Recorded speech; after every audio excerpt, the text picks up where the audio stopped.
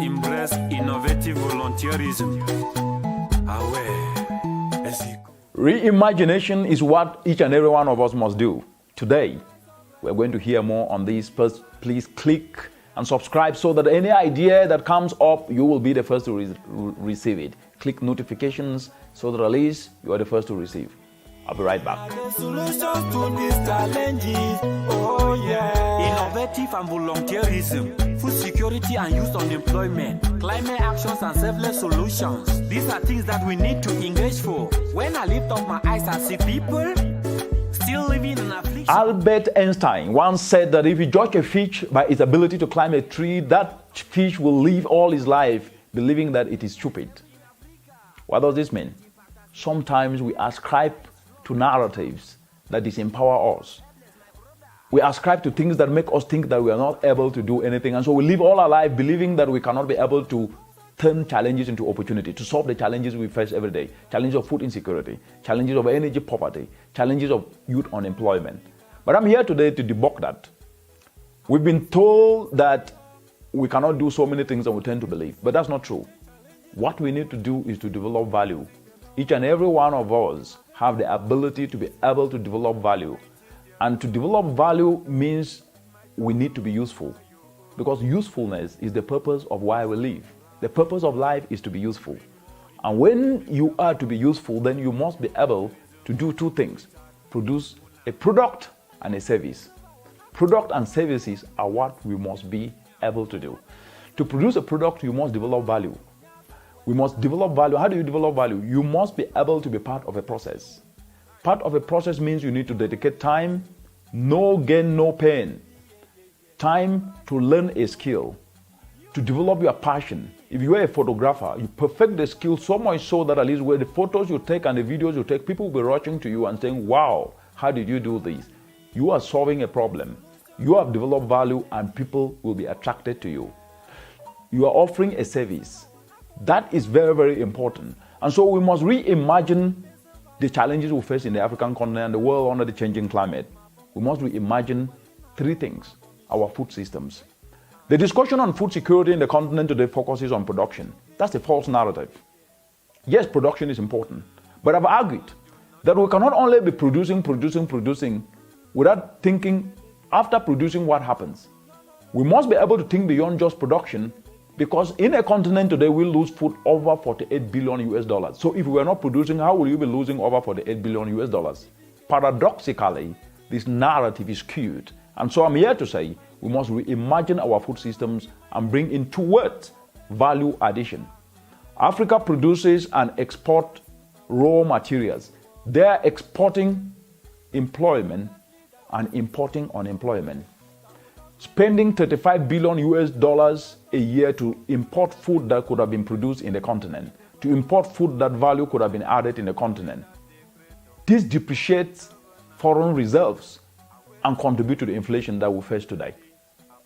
It therefore means we must reimagine our food system and add value to what we produce, but add value in a way that doesn't add to the emissions that cause climate change in the world.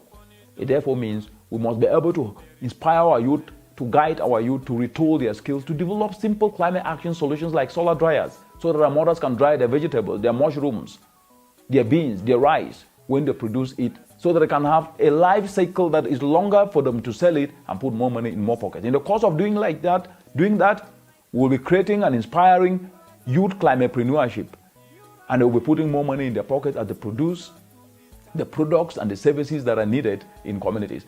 We must reimagine the second aspect, our energy systems. We are speaking today with 620 million Africans who are energy impoverished, but they live in rural areas. We must reimagine that grid electricity is not going to be the solution of the problems in the 21st century. Off-grid and clean energy, renewable energy that can easily be decentralized to these communities, will be the opportunity to turbocharge and supercharge communities to become empowered and also start to use that clean energy, solar energy, to add value to what they produce. That way they'll be putting money in their pockets and everybody will have access to opportunity.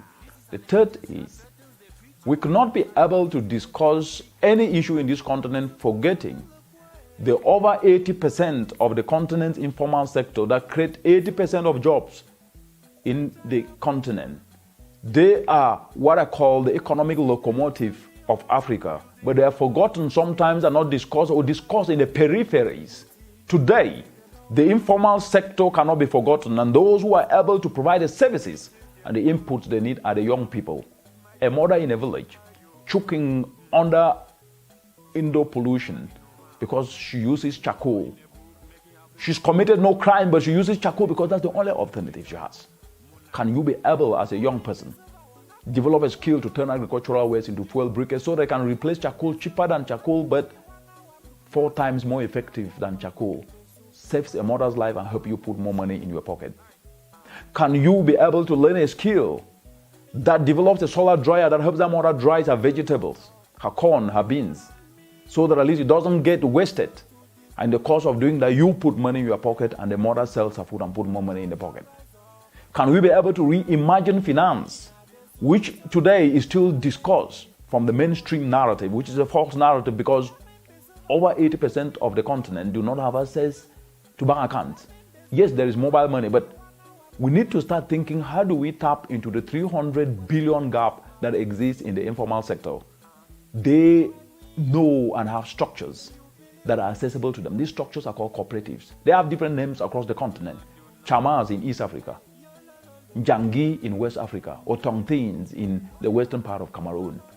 Can we tap into this and use this as conduits to deliver solutions, especially financial solutions, through these conduits that are accessible to the people and have that social fabric within them that they have cultivated and own this, so that at least opportunities, especially financial opportunities, can be accessible to these people? And the last, we must reimagine policy. Policy incentives are important, but they must be tailored to the realities of our time. Governments must be able to leverage the little they have to incentivize the private sector to be able to lend to this informal sector. Let's just take a very simple example. Across the continent, we are seeing governments putting physical incentives, like removing value-added taxes on clean energy solutions like briquettes and burgers. Kenya showed this example in her Fiscal Financial Bill 2021. Removing value-added tax on briquettes and on burgers means that youth who are engaged in these activities will not be able to pay taxes. That's an incentive. But I want to take this further, that governments across the continent should do what I call de-risking the financial systems. What does this mean? If a government can put $1 billion US as a de-risking instrument, and then indicates that the cooperatives that are lending to young people to develop solutions that are climate action solutions, that they're going to take these loans at low interest rate or zero interest rate, and look at the cooperatives that are viable and can be able to support youth, and develop these risk-sharing facilities with these cooperatives, so that at least they can give them $1 billion and say, if you loan $1 billion to young people in actions that are climate actions and input, if they default, this will cover. But in most cases, they're not going to default because they will be acting in areas in which they are already having expertise.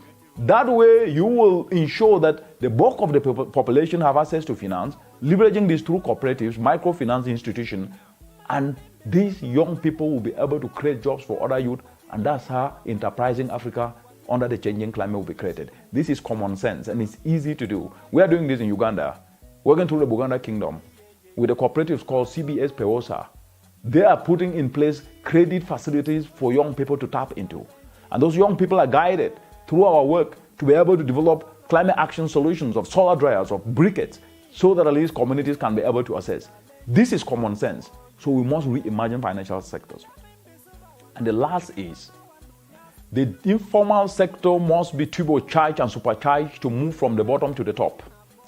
But we need what is called a ladder. To transition the informal sector from the bottom to the top, that ladder builds on what I've said. Reimagining financial sector by developing de-risking tools. Reimagining agricultural systems by ensuring value addition becomes the norm, but value addition that is using climate action solutions so the emissions are not added, but so people can actually be able to develop this solution, especially our youth. Reimagining our energy systems, using clean energy solutions to power agricultural production. This way, we will transition the informal sector from the bottom to the top. They will be contributing to the tax brackets and the whole economy will be jump-started. What I've discussed today is reimagination, but reimagination that can drive purposeful, transformational Africa, productive economies. Because Africa needs productive economic transformational development. Because with productive economy, not distributive economics. Distributive economy means a few people will benefit, but productive economy means everybody will benefit. Let me give a very practical example as I end. It's not where you come from that matters. I'm Cameroonian. You're watching, you Kenyan, you Nigerian, you Zambian, you Togolese, you South African, you Egyptian, you Benin, you from Senegalese. It doesn't matter. In productive economy, everybody can rise regardless of where you are, contributing to the collective development of all.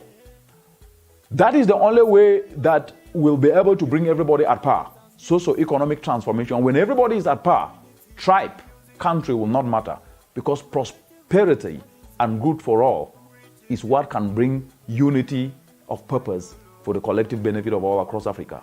Anything less than this is lip service.